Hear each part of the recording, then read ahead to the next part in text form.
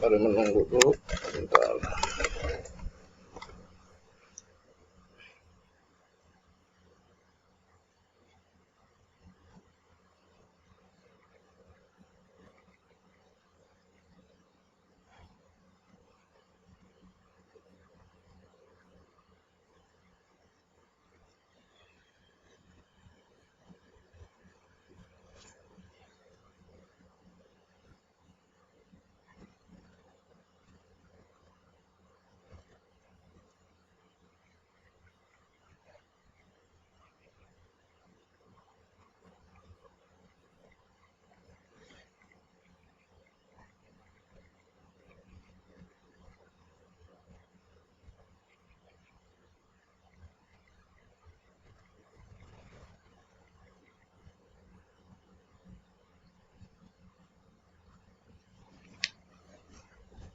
Oke, selamat sore Bapak Ibu semua.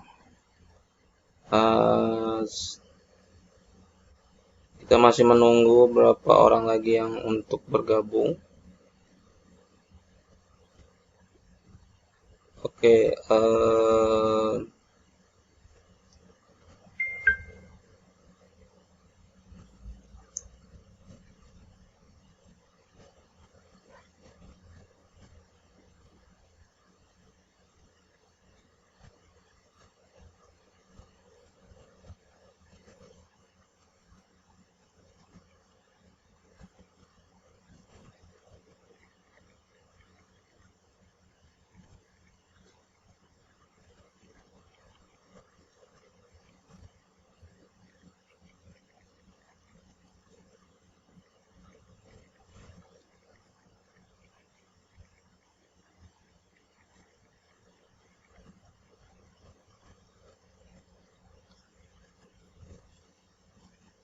oke Bapak Ibu, kita mulai saja sesuai jadwal. Hari ini kita akan membahas di dalam tutorial hukum gratis. Tapi sebelumnya saya akan menjelaskan dulu apa itu tutorial hukum gratis. Jadi tutorial hukum gratis ini kami dirikan untuk sebagai ajang belajar bagi kita semua terhadap hukum. Nah, ini sifatnya gratis. Nah, ini kita selenggarakan setiap 1 kali dalam seminggu, di hari Sabtu dan di hari Minggu setiap jam 3 sore. Nah, diharapkan dengan Bapak Ibu mengikuti tutorial hukum gratis ini bisa memberikan pencerahan dan pemahaman terhadap permasalahan hukumnya, dan mudah-mudahan dari ilmu kami yang sedikit ini bisa membantu gitu. Oke, di sore ini kita akan membahas tutorial kedua, di mana yang tutorial pertama adalah kemarin mengenai pemutusan hubungan kerja. Kalau sekarang di tutorial kedua kita akan membahas mengenai penunggakan pembayaran hutang ke lembaga keuangan dan lembaga pembiayaan di masa pandemi. Sebentar, saya. Oke, sebentar.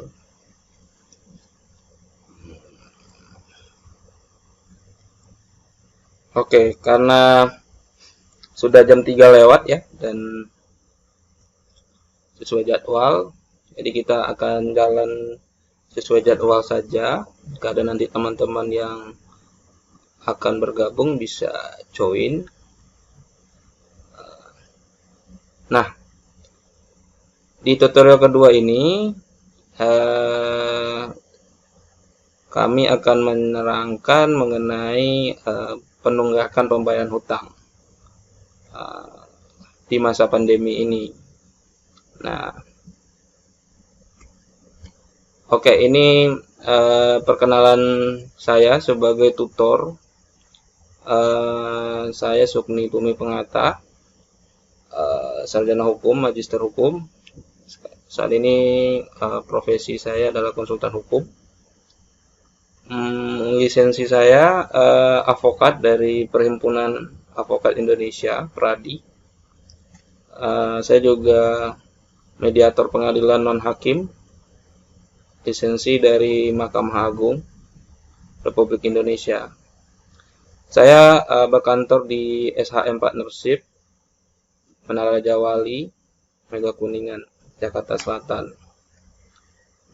Oke, nah ini adalah studi kasus, di mana dalam tutorial hukum gratis ini kita selalu memakai studi kasus untuk membantu Bapak Ibu memahami permasalahan yang akan kita jelaskan berikutnya.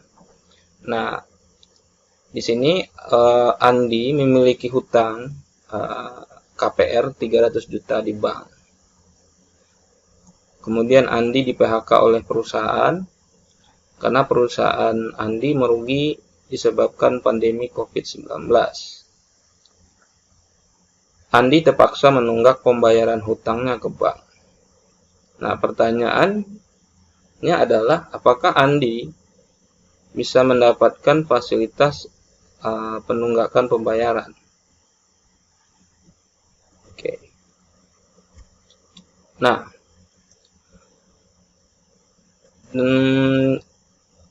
dalam OJK, Otoritas Jasa Keuangan, sudah menerbitkan peraturan OJK nomor 11 POJK 03/2020 tentang stimulus perekonomian nasional sebagai kebijakan counter-cyclical dampak penyebaran coronavirus disease 2019.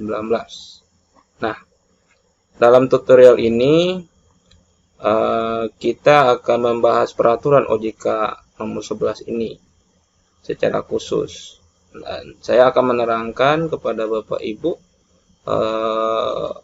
terkait peraturan OJK nomor 11. Jadi kita berfokus untuk hukumnya adalah di peraturan OJK nomor 11 ini.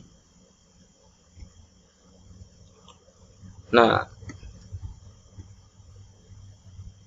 prinsip dasarnya adalah bank dapat menerapkan kebijakan yang mendukung stimulus pertumbuhan ekonomi untuk debitur yang terkena dampak penyebaran COVID-19,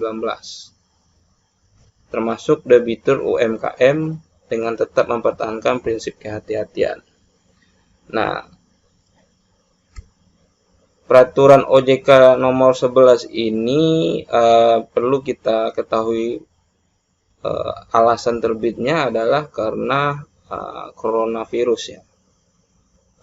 Karena COVID-19 menyebabkan perekonomian negara kita menjadi turun. Nah, dan hal ini juga menyebabkan Presiden Joko Widodo mengeluarkan siaran pers terhadap stimulus perekonomian nasional. Nah, sehingga saat ini di masa pandemi COVID-19 ini OJK sudah mengatur bahwa bank untuk mendukung kebijakan ekonomi dari Presiden Joko Widodo. Nah, jadi ini yang harus kita pahami dulu bersama, Bapak Ibu pahami bersama bahwa Bapak Ibu sebagai debitur saat ini memiliki hak untuk mendapatkan fasilitas ini. Nah, ini prinsip dasarnya yang harus kita pahami bersama. Sebentar.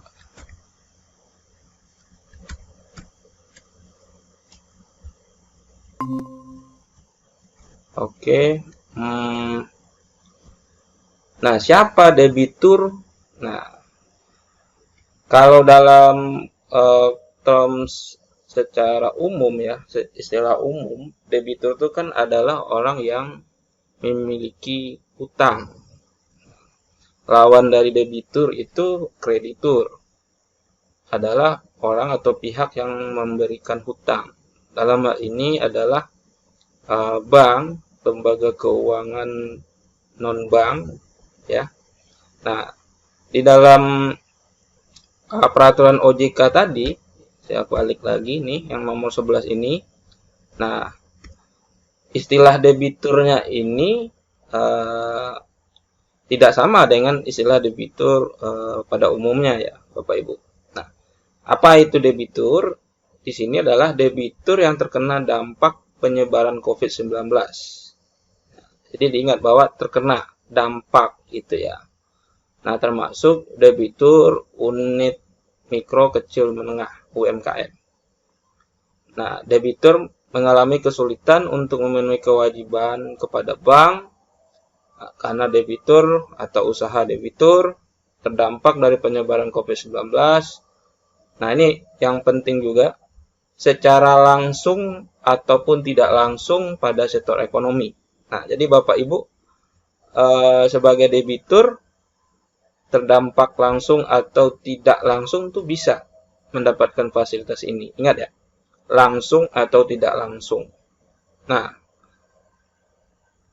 di ini ada bidangnya nih. Ini bidang pariwisata, transportasi, perhotelan, perdagangan, pengolahan, pertanian, dan pertambangan. Nah, jadi ada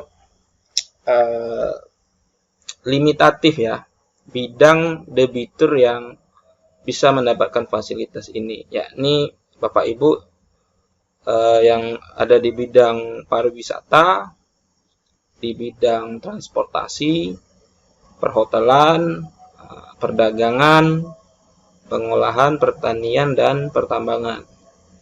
Tapi di sini tidak termasuk seperti misalnya bidang saya sebagai konsultan hukum gitu. Jadi saya sebagai konsultan hukum apabila juga kena dampak dari COVID-19 ya, misalnya ya akibat COVID-19 menyebabkan penurunan dari calon klien atau klien yang akan memakai jasa kantor saya. Nah, saya nggak bisa mendapatkan fasilitas ini gitu. Nah, karena diatur di bidang-bidang itu saja.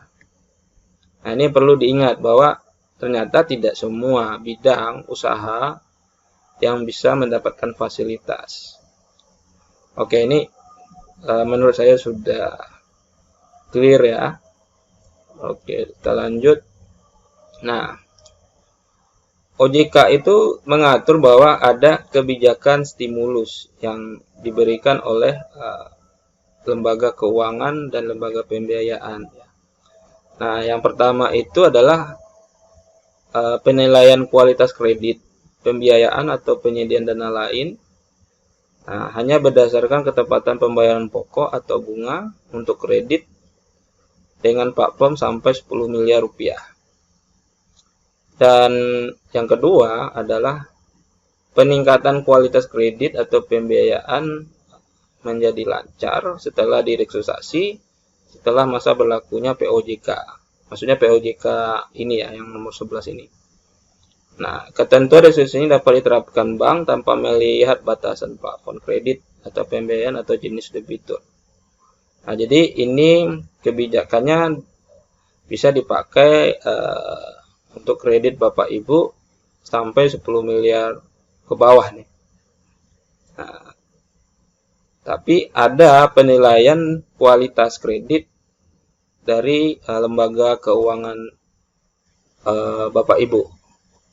Jadi dalam POJK ini tidak ada jaminan bahwa walaupun tadi ya saya sampaikan mengenai ini ya debitur.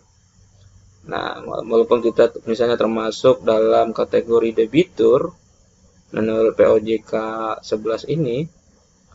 Nah, tapi ada penilaian kualitas kredit kita. Nah, jadi ini kembali ke banknya masing-masing ini. Cuman hanya ini di sini diatur bahwa platformnya itu hanya sampai 10 miliar rupiah. Kalau di atas berarti tidak bisa berlaku POJK ini. Kemudian di POJK ini juga diatur cara restrukturisasi kredit atau pembiayaan. Nah, Bapak Ibu bisa pakai metode restrukturisasi hutangnya atau kreditnya ya. Itu ada 6. Yang pertama adalah penurunan suku bunga. Yang kedua perpanjangan jangka waktu. 3 pengurangan tunggakan pokok. 4 pengurangan tunggakan bunga. Yang kelima penambahan fasilitas kredit atau pembiayaan, dan 6 konversi kredit atau pembiayaan menjadi penyertaan modal sementara. Nah, Bapak Ibu bisa mengajukan sebagai debitur permohonan ya ke banknya masing-masing atau lembaga pembiayaan atau lembaga keuangannya berdasarkan POJK 11 ini. Nah, kalau penurunan suku bunga disampaikan saja bahwa yang tadi misalnya suku bunganya 10% ya. 10%, nah kita minta diturunkan hanya 5%. Nah, oke, itu jelas ya. Terus kemudian perpanjangan jangka waktu. Nah, dalam perjanjian hutang piutangnya atau pembiayaannya atau kreditnya, misalnya ini harus selesai dalam jangka waktu 5 tahun. Bapak Ibu bisa mengajukan permohonan perpanjangan jadi 10 tahun misalnya. Itu bisa. Kemudian pengurangan tunggakan pokok. Ya, tunggakan pokok ya hutang pokok ya. Ini bisa diminta dikurangi juga. Terus tunggakan bunga. Nah, ini kalau ada bunga yang hutang bunganya yang belum dibayar nih menunggak juga, misalnya bisa juga diminta dikurangin. Nah, kemudian penambahan fasilitas kredit. Nah, ada beberapa bank atau lembaga pembiayaan memberikan fasilitas ini. Nah, tujuannya adalah untuk bagaimana membantu hutangnya ini Bapak Ibu ini tidak macet seperti itu. Nah, jadi ada caranya dengan menambahkan fasilitas. Kalau bahasa awamnya adalah dengan cara menambahkan hutang baru. Itu ya. Apa fasilitasnya itu macam-macam tergantung bank masing-masing.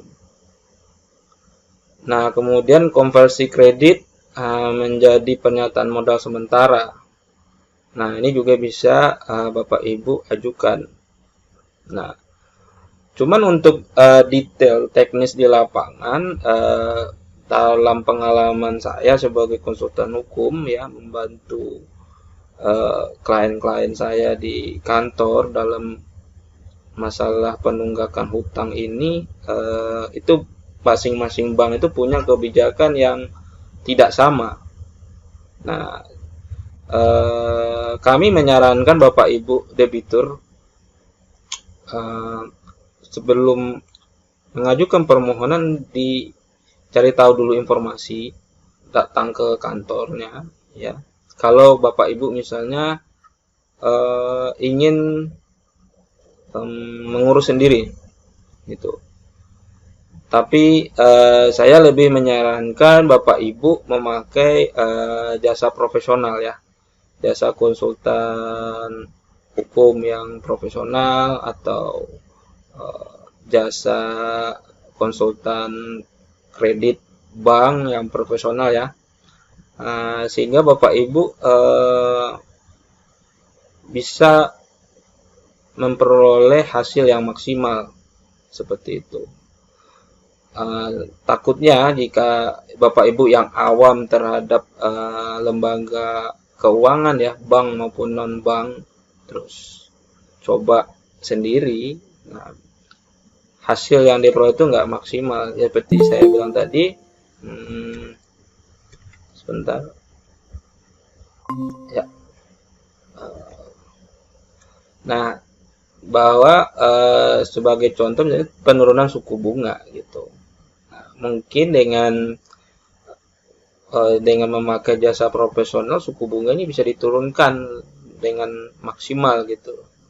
Karena konsultan yang Bapak Ibu pakai jasanya memahami mengenai suku bunga, dan itu bisa sebagai negosiasi dengan banknya atau lembaga pembiayaan Bapak Ibu. Tapi kalau misalnya Bapak Ibu jalan sendiri, kerjakan sendiri, nah kadang-kadang ya tidak maksimal gitu. Nah, tapi ini ada positif negatifnya. Nah, itu kembaliin ke Bapak Ibu ya. Makanya saya lebih rekomendasiin Bapak Ibu pakai jasa konsultan profesional yang Bapak Ibu percaya, sehingga harapannya kita bahwa Bapak Ibu bisa memperoleh rekrutasi yang maksimal dan menguntungkan bagi Bapak Ibu. Oke. Mungkin untuk POJK 11 itu terkait dengan itu saja ya poin-poinnya. Nah, sekarang kita buat tanya jawab. Silakan kalau ada pertanyaan dari Bapak Ibu yang hadir sore ini, silakan memakai chat atau di unmute saja mikrofonnya gitu sama videonya. Oke, saya persilahkan jika ada yang ingin ditanyakan.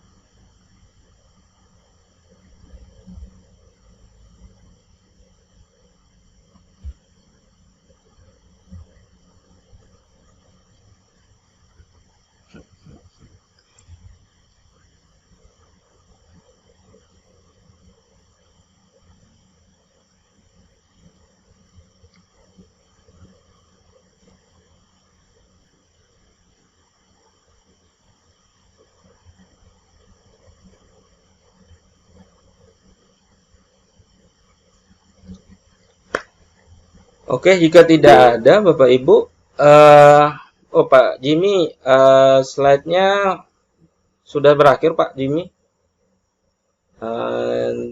Tadi hanya ringkas saja saya menyampaikan untuk slide di tutorial kedua ini.